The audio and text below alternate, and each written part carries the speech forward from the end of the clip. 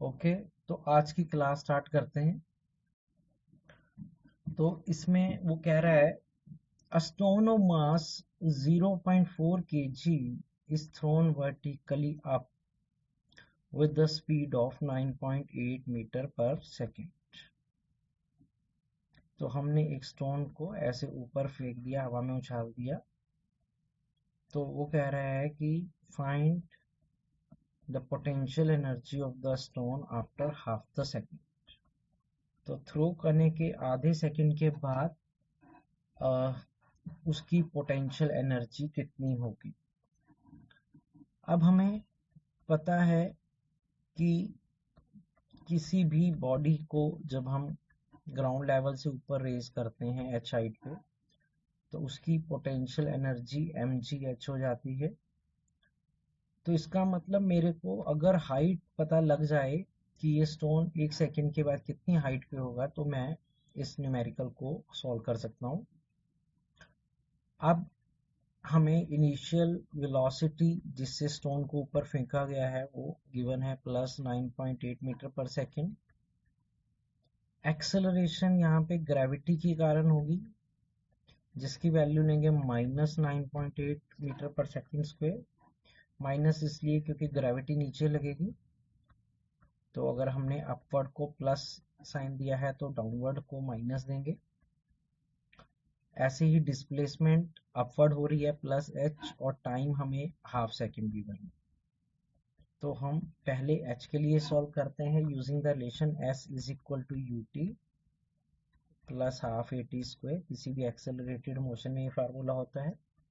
तो h बराबर आ गया 9.8 इंटू हाफ प्लस हाफ, जी ए है -9.8 और t है हाफ का स्क्वायर। तो ये मैंने वैल्यूज पुट कर दी। अब हम इसे सॉल्व कर लेते हैं थोड़ा सा। तो ये हो गया 4.9 माइनस 2 के टेबल पे 9.8, 4.9 इंटू 1/4। यहाँ से 4.9 कॉमन आ जाएगा, 1 माइनस 1/4 दैट इज 3/4। तो 4.9 इंटू 3/4। तो ये हमने हाइट निकाल ली। अब हम इक्वेशन 1 का यूज कर लेते हैं। From equation 1 potential energy mgh, मास दिया हुआ है 0.4 kg, ग्रेविटी की वैल्यू 9.8 मीटर पर सेकेंड स्क्वायर, और हाइट हमने निकाली है 4.9 इंटू 3/4। तो हम ये इक्वेशन 1 में ये वैल्यूज पुट कर देते हैं और इसको सॉल्व कर लेते हैं। तो ये हमारा आंसर आ जाएगा 14.38 joule. So this is the potential energy of the body after half a second. तो कोई खास मुश्किल न्यूमेरिकल नहीं था, तो इसको अच्छे से देख लेना। यस, तो नेक्स्ट क्वेश्चन की तरफ मूव करते हैं। एग्जांपल 6.36। इसमें क्या कह रहा है, to cylindrical vessels of equal cross sectional area A contains water up to height h1 and h2. The vessels are interconnected through a valve. When valve is opened, the level of water in both the vessel becomes equal. Calculate the work done by the force of gravity during the process. The density of water is rho। तो इसका meaning समझते हैं। कहता है दो ऐसे cylindrical vessels हैं जिनको एक वॉल्व के थ्रू जोड़ा गया है। अभी वॉल्व पहले क्लोज है, यानी कि पानी एक टैंक से दूसरे टैंक में नहीं जा सकता है। तो जो लेवल ऑफ वाटर है वो डिफरेंट है। एक सिलेंडर में level of water h1 given है और दूसरे सिलेंडर में h2 लेवल तक पानी भरा हुआ है, राइट। तो ये दो सिलेंड्रिकल वेसल इंटरकनेक्टेड हैं एक वॉल के थ्रू, और इनमें अलग अलग हाइट का वाटर भरा हुआ है। अब आगे वो लिख रहा था कि जब हम इस वॉल को ओपन करेंगे, तो ये मान लो हम एक नई फिगर बनाते हैं जिसमें ये वॉल ओपन हुआ हम दिखा देते हैं। तो ये हमने वॉल ओपन कर दिया, यानी कि पानी अब फ्लो कर्व आ गया एक टैंक से दूसरे टैंक में। तो अब इनमें वाटर का लेवल दोनों में इक्वल आ गया, क्योंकि आप सबको पता है water always flow from high level to low level till the height of both become same. मान लो वो h हाइट का पानी दोनों सिलेंड्रिकल वेसल में आ गया, इक्वल हाइट का ही आएगा हमेशा। तो वो कह रहा है कि बताओ इस प्रोसेस में what is the work done by force of gravity, क्योंकि ग्रेविटी के कारण ही वाटर फ्लो कर गया from high level to low level, तो उसका वर्क डन निकालो। हाँ जी, क्वेश्चन समझ में आ गया। Area of cross section her cylinder का हमने कैपिटल ए लेना है और डेंसिटी ऑफ वाटर को रो सिंबल से लेना है।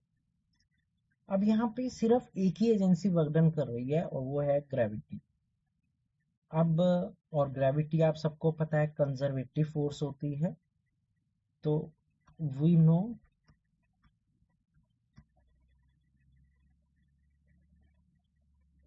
Work done by a conservative force is equal to minus delta U, negative of change in potential energy. यहाँ पे कंजर्वेटिव फोर्स ग्रेविटी है, तो वर्क डन बाय ग्रेविटी होगा minus of final potential energy minus initial potential energy, यानी कि U I minus U F. U I represent कर रहा है इनिशियल और यू एफ फाइनल। तो इसका मतलब अगर हमें वर्क डन बाय ग्रेविटी निकालना है इस प्रोसेस में, तो हमें निकालना पड़ेगा कि इस वाटर में के पास कितनी इनिशियल पोटेंशियल एनर्जी थी और कितनी फाइनल पोटेंशियल एनर्जी थी, राइट। अब हम इनिशियल पोटेंशियल एनर्जी निकालने की कोशिश करते हैं। अब initial potential energy of the system. अब एक्चुअली पोटेंशियल एनर्जी का फार्मूला होता है mass into gravity into height, height from the ground. अब पहले सिलेंडर में जो पानी भरा होगा, हम जनरली उसका जो भी मास है वो उसके बिल्कुल मिड पॉइंट पे मान के चलते हैं।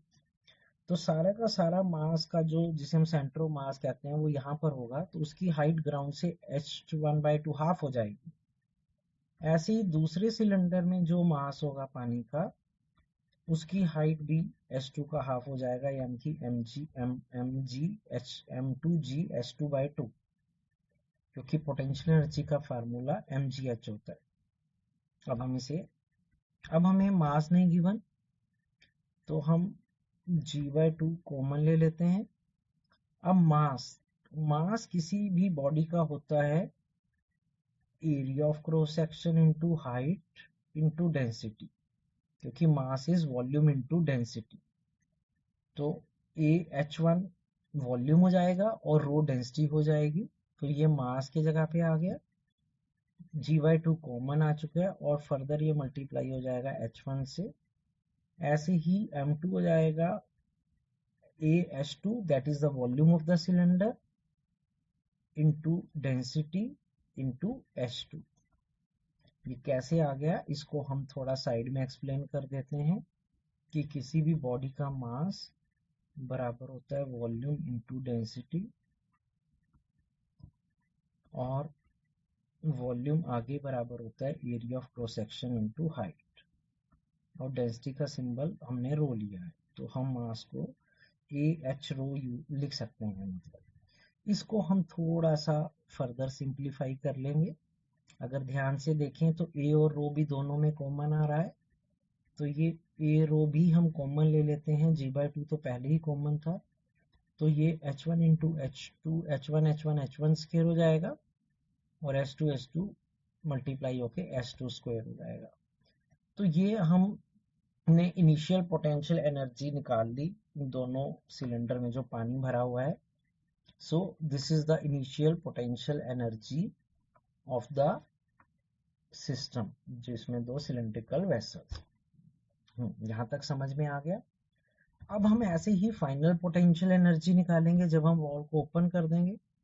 Final potential energy of the system UF। अब दोनों सिलेंडर में मास बराबर बराबर चला जाएगा, राइट। तो मास फर्स्ट सिलेंडर में होगा टोटल मास का हाफ, यानी कि m1 plus m2 by G into gravity into उसकी हाइट यानी कि h/2। और ऐसे ही दूसरे सिलेंडर में मास होगा m1 plus m2 by 2 into G into उसकी हाइट h/2, राइट। अब यहाँ से हम फिर कॉमन ले लेते हैं। अब मास दोनों सिलेंडर में आधा आधा चला गया और हाइट भी आधी आधी हो गई h/2 h/2। तो अब हम देखते हैं क्या कॉमन आ रहा है। इनफैक्ट एक ही रकम दो बार आ रही है, तो हम ऐसे केस में इसे डायरेक्ट 2 से मल्टीप्लाई भी कर सकते हैं। 2 into m1 plus m2 by 2 into G into h/2। ये 2 से 2 कैंसिल हो गया। तो हमारा जो अभी तक यहाँ तक आ गया। अब मास जो होता है मास फर्स्ट सिलेंडर में था वो कितना था? हमारे पास area of cross section of first cylinder into height of first cylinder.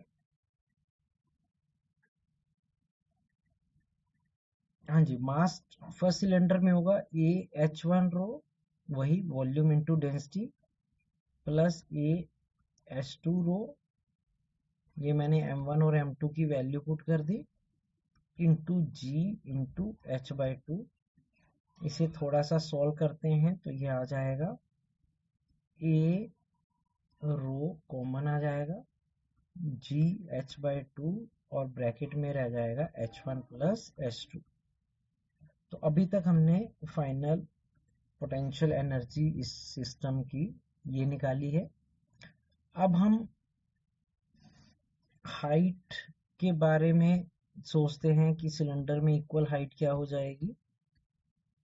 अब नेक्स्ट स्टेप में हम A rho G h into H कर देंगे, बिकॉज जो हाइट आएगी वो h1 प्लस h2 बाई 2 हो जाएगी, क्योंकि जब हम वॉल को ओपन करेंगे तो हाइट जो है वो h1 प्लस h2 बाई 2 हो जाएगी। तो हम स्मॉल h को रिप्लेस करेंगे। हम स्मॉल h की जगह लिख देंगे h1 प्लस h2 बाई 2।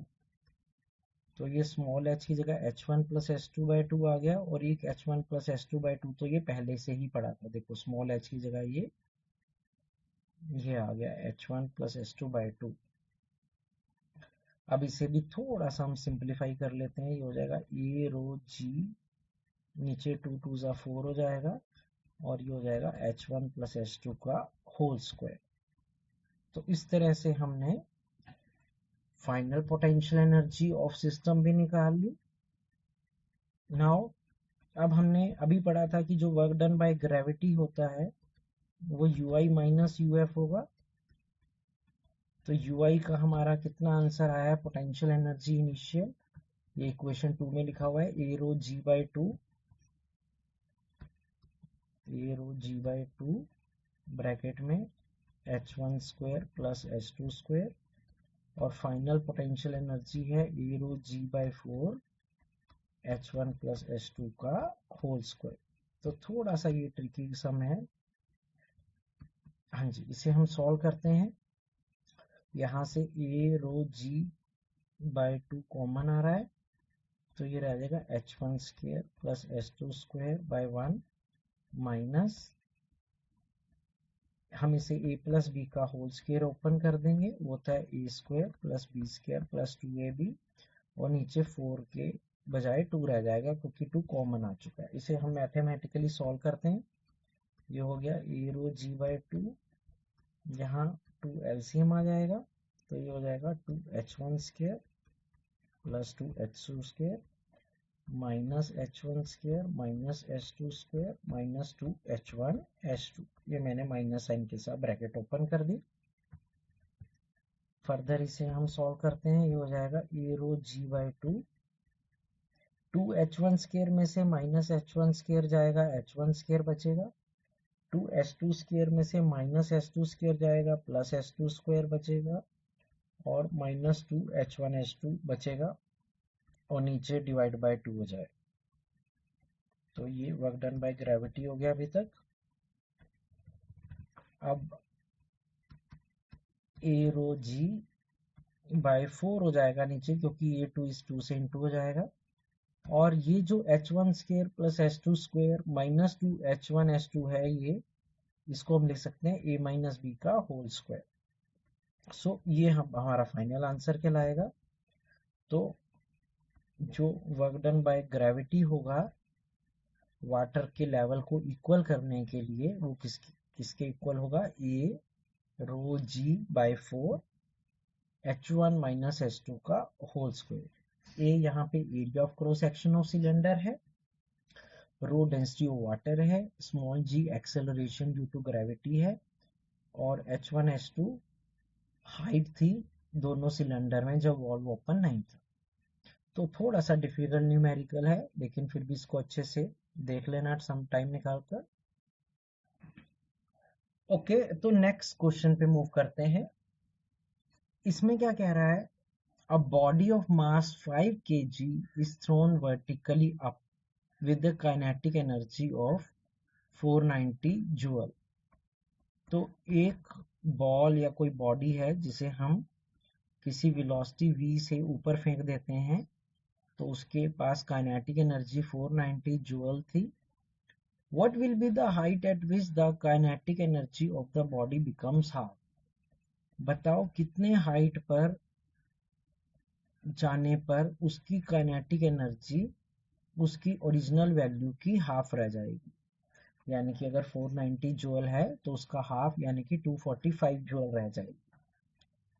अब इसकी काइनेटिक एनर्जी हाफ रह गई, तो क्वेश्चन उठता है कि भी बाकी की काइनेटिक एनर्जी का क्या हुआ, क्योंकि कहीं एनर्जी लॉस तो लिखा नहीं हुआ कि एनर्जी का लॉस हो रहा है, और law of conservation of energy कहता है कि टोटल एनर्जी कंजर्व रहती है। तो इसका मतलब बाकी की जो एनर्जी है वो पोटेंशियल एनर्जी में बदल गई होगी। तो उसके पास काइनेटिक एनर्जी इनिशियल थी 490 जूल और फाइनल हो गई हाफ यानी कि 245 जूल। तो हम इसमें लगा देते हैं अपना by law of conservation of energy, जो कहता है कि अगर एनर्जी का लॉस नहीं हो रहा किसी ऐसी फॉर्म में, तो काइनेटिक एनर्जी बॉटम पे बराबर होगी kinetic energy plus potential energy का सम एट गिवन हाइट, क्योंकि टोटल एनर्जी सिर्फ दो ही फॉर्म में है, या तो काइनेटिक एनर्जी में या पोटेंशियल एनर्जी में। अब काइनेटिक एनर्जी बॉटम पे हमें गिवन है 490 जूल, बॉटम मतलब जहाँ सरफेस पे जहां से हम बॉल को फेंक रहे हैं, और काइनेटिक एनर्जी उस गिवन हाइट पे हाफ रह गई यानी कि 245 जूल। तो हम सबसे पहले यहाँ पे उसकी पोटेंशियल एनर्जी निकाल लेते हैं गिवन हाइट पर, तो वो हो जाएगी 490 माइनस 245, दैट इज 245 जूल। तो उसके पास इतनी पोटेंशियल एनर्जी। अब किसी भी बॉडी के पास पोटेंशियल एनर्जी का फार्मूला हमें पता है mgh, तो mgh हो गया 245 जूल। अब हमें बॉडी का मास दिया हुआ था 5 kg और ग्रेविटी की वैल्यू दी हुई थी 9.8 और हाइट निकालनी है, तो 5 into 9.8 into H is equal to 245। तो बहुत इजीली हम हाइट के लिए सॉल्व कर सकते हैं कि जिस हाइट पे उसकी ये एनर्जी इतनी हो जाएगी तो वो ये हो जाएगी। अगर हम इसको सॉल्व कर लें तो ये 5 मीटर आंसर आ जाएगा। तो ये कोई खास मुश्किल न्यूमेरिकल नहीं था। तो 5 मीटर हाइट पे उसकी हाफ एनर्जी काइनेटिक फॉर्म में रह जाएगी और हाफ पोटेंशियल एनर्जी में कन्वर्ट हो जाएगी। तो नेक्स्ट क्वेश्चन की तरफ मूव करते हैं। एग्जांपल 6.42, इसमें क्या कह रहा है, a bullet of mass small m moving with velocity v strikes a suspended wooden block of mass capital M and remains embedded in it। तो अभी तक की हिंदी बनेगी कि एक वुडन का ब्लॉक है जो कि ऐसे सस्पेंडेड है किसी स्ट्रिंग से, उसका मास कैपिटल एम लेने को बोला है, और एक बुलेट इसको स्ट्राइक करता है। तो ये एक बुलेट स्मॉल एम मास का, और एक बुलेट जिसका मास स्मॉल एम है वो v वेलोसिटी से आकर इस ब्लॉक को ऐसे स्ट्राइक करता है, और स्ट्राइक करने के बाद वो उसमें इम्बेडेड हो जाता है। इम्बेडेड मतलब उसमें फंस जाता है, ऐसे धंस जाता है। तो ये हमने बुलेट को इम्बेडेड होते दिखाया है कि ये बुलेट आया और इसमें इम्बेडेड हो गया। अब आगे लिख रहा है, if the block rises to height h। अब इसके इम्पैक्ट के कारण ये ब्लॉक पहले यहाँ पर था, लेकिन ऐसे स्विंग होकर थोड़ा सा राइज हो गया, ऊपर चला गया। तो ये एनसीईआरटी का ही क्वेश्चन है। तो वो ब्लॉक ऐसे उस बुलेट के इम्पैक्ट के कारण h हाइट तक राइज हो गया, राइट, ये लिखा हुआ है। तो बताओ what is the initial velocity of the bullet. तो उस बुलेट की इनिशियल वेलोसिटी बतानी है। बहुत अच्छा क्वेश्चन है। हाँ जी, तो हम इसे कैसे करेंगे। अब जब ये इम्पैक्ट हुआ तो इसके बुलेट के इम्पैक्ट से ये ब्लॉक के पास काइनेटिक एनर्जी आ गई बॉटम पर, जब वो मूव होना स्टार्ट हुआ ऊपर की तरफ।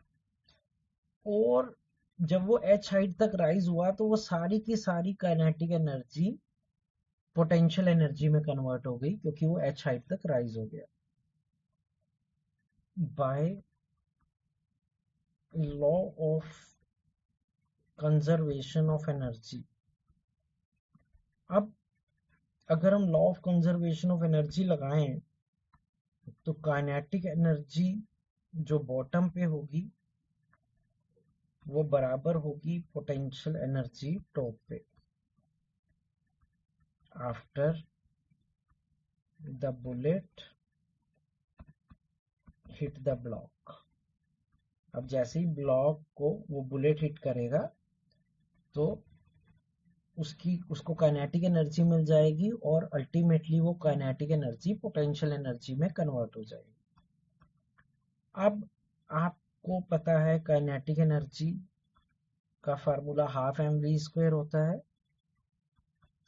तो हाफ मास यहाँ पे टोटल हो जाएगा capital M plus small m, क्योंकि बुलेट ब्लॉक में इम्बेडेड हो चुका है, फंस चुका है। तो total mass capital M plus small m हो गया, और उनकी एक कॉमन वेलोसिटी आ गई v डैश। तो half m plus m into V dash square. V dash यहाँ पे वो वेलोसिटी है जो आफ्टर द कोलिजन उसको मिलेगी, उस ब्लॉक को। और पोटेंशियल एनर्जी किसी भी हाइट पे का फार्मूला होता है mgh। m यहाँ पे capital M plus small m gh हो जाएगा। इसे हम थोड़ा सा सॉल्व कर लेते हैं। जैसे कैपिटल M से capital M plus small m cancel हो रहा है, तो हमारा यहाँ पे v डैश बराबर आ गया √2gh। तो ये हमने वो वेलोसिटी निकाल दी जिस वेलोसिटी से जब बुलेट उस ब्लॉक को हिट करेगा वो आगे की तरफ मूव करेगा, स्विंग करेगा, राइट। लेकिन हमसे ये नहीं पूछा था, हमसे पूछा था कि बुलेट की स्पीड से आके ब्लॉक से टकराया। अब ये बुलेट और इस ब्लॉक में कोलिजन हो रहा है और इनइलास्टिक कोलिजन है। अब मैंने कोलिजन चैप्टर में आपको बताया था कि अगर एक बॉडी दूसरी बॉडी में कोलिजन के बाद चिपक जाए, उसमें फंस जाए, तो वो इनइलास्टिक कोलिजन होता है। और किसी भी टाइप ऑफ कोलिजन में मोमेंटम कंजर्व रहता है। Since block is since bullet is colliding with the block, अब क्योंकि बुलेट जाकर टक्कर मार रहा है ब्लॉक को,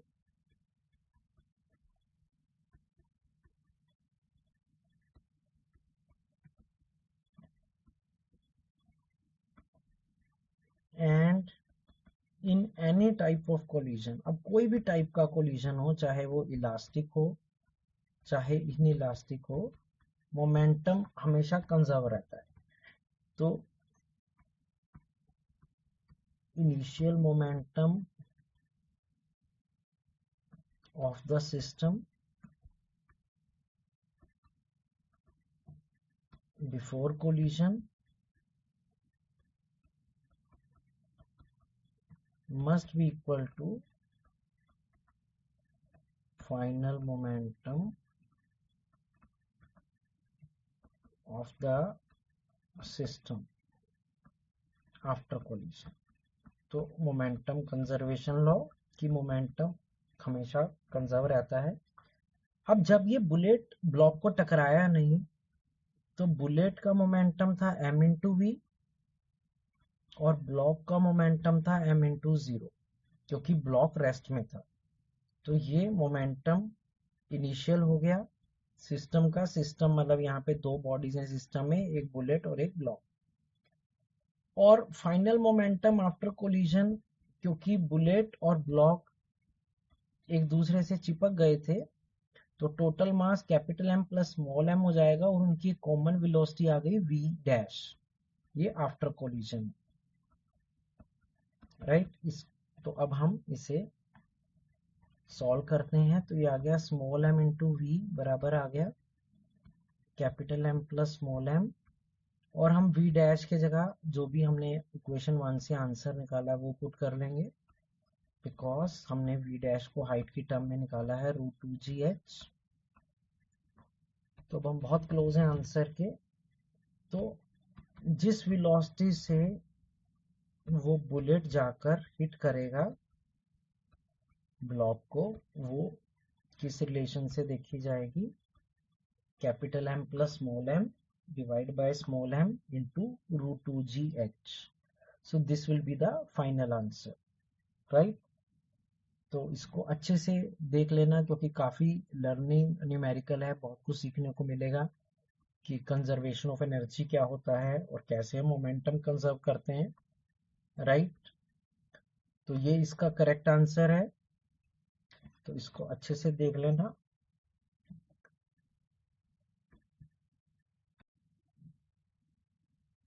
ओके, इसके बाद हम चलते हैं नेक्स्ट क्वेश्चन की तरफ, दैट इज एग्जांपल 6.45। इसमें क्या कह रहा है, अ machine which is 70% efficient uses 12 joule of energy in lifting 1 kg mass through certain height। तो एक मशीन है, जैसे क्रेन होती है किसी भी मास को लिफ्ट करने के लिए। तो ये अगर हम फिगर बना के समझें, ये एक मशीन है, इसने एक बॉडी को अपने क्रेन से ऊपर उठाकर ऐसे h हाइट पे वो ले गई। अब ये जो मशीन है इसकी एफिशिएंसी 75% गिवन है, और ये जो एनर्जी यूज करती है इसको लिफ्ट करने के लिए, इलेक्ट्रिकल एनर्जी, वो 12 जूल की करती है, राइट। तो ये लिखा हुआ है फर्स्ट लाइन में कि एक मशीन ने एक ब्लॉक को h हाइट तक पहले ऊपर उठा दिया। अब आगे लिख रहा है the mass is then allowed to fall through the same height. अब इस मास को उस हाइट से ऐसे सिंपल नीचे गिरा दिया ग्रेविटी के कारण। तो what is the velocity at the end of the fall. तो जब वो बॉडी जस्ट ग्राउंड को टच करने वाली होगी तो उसकी वेलोसिटी क्या होगी। अब ये पहली बार न्यूमेरिकल में एफिशिएंसी वर्ड आया है, तो अगर वैसे आपको एफिशिएंसी नहीं पता अब किसी भी मशीन की जो एफिशिएंसी होती है वो होता है work done by the machine divide by energy supplied to machine. अब कोई भी मशीन एनर्जी पे काम करती है, जनरली इलेक्ट्रिकल एनर्जी पे। अब तो efficiency is the ratio of work done by the machine to energy supplied to machine. अब एफिशिएंसी दी हुई है 75%, अगर हम उसका परसेंटेज लेटर हटाएं तो 75/100। अब वर्क डन बाय मशीन हमें नहीं गिवन, लेकिन energy supplied to machine given है 12 जूल। किसी भी फॉर्म में हम ऑफ कोर्स इलेक्ट्रिकल एनर्जी देंगे। तो हम सबसे पहले निकाल लेते हैं कि इस मशीन ने कितना वर्क डन किया उस ब्लॉक को ऊपर उठाने में। तो वो जाएगा 12 इंटू 75/100। इसे सॉल्व कर लेते हैं। 25 3 ज़ा 75, 25 4 ज़ा 100 और 4 3 ज़ा 12। तो work done to lift the block या बॉडी जो भी है, तो लिफ्ट द मास, वो हमने निकाल लिया कि इसके ऊपर जो वर्क डन हुआ वो 9 जूल का हुआ उस मास को उठाने में जो वर्क डन इसने किया। Also work done against gravity, जब भी हम वर्क डन करते हैं तो वो पोटेंशियल एनर्जी में स्टोर हो जाता है, यानी कि work done against gravity mgh। यहाँ से हम उसकी पहले हाइट निकाल लेंगे, क्योंकि वर्क डन अगेंस्ट ग्रेविटी तो हम निकाल ही चुके हैं 9 जूल। अब मास ब्लॉक का हमें गिवन था 1 kg, ग्रेविटी 9.8 या 10 भी ले सकते हैं h। तो हम पहले हाइट के लिए सॉल्व कर लेंगे, तो हाइट 9/9.8 मीटर आ जाएगी, राइट। तो चाहे तो हम इसे सॉल्व कर रहे हैं, चाहे इसको भी यहीं रहने देते हैं। अब उसने पूछा था what is the velocity when this block is allowed to fall. Velocity when block is release from the height. अब जब इस ब्लॉक को उस हाइट से नीचे फेंकेंगे तो इसकी वेलोसिटी क्या होगी, जब ये बिल्कुल ग्राउंड को हिट करने वाली होगी उसका फार्मूला होता है √2gh। जैसे ही वो ग्राउंड को टच करने लगेगी तो उसकी वेलोसिटी हो जाएगी √2gh, राइट। तो क्योंकि ये इस फार्मूले से आया v² - u² इज 2as। तो फाइनल वेलोसिटी हमने निकालनी है ग्राउंड को टच करने पे। तो v² - इनिशियल वेलोसिटी 0 थी, एक्सेलेरेशन g, हाइट h। अब हम फिर वैल्यू पुट कर देते हैं 2, ग्रेविटी 9.8 और h हमने निकाला है 9/9.8 होल अंडर। इसे सॉल्व कर लेते हैं। 9.8 से 9.8 कट जाएगा तो वेलोसिटी आ जाएगी √18 मीटर पर सेकेंड। तो हम फर्दर अगर चाहें तो √18 को सॉल्व कर सकते हैं और चाहे इसी को ही हम आंसर तक छोड़ सकते हैं। तो इसका मतलब ये हमने फाइंड कर लिया कि जब वो ब्लॉक ऐसे नीचे हिट करेगा तो उसकी वेलोसिटी √18 मीटर पर सेकेंड हो जाएगी। तो इस क्वेश्चन को भी देख लेना जिसमें हमने एफिशिएंसी का कंसेप्ट समझ में आया आपको। तो that's it for this lecture. इसको अच्छे से रिवाइज कर लेना और अपनी कॉपीज पे नोट कर लेना।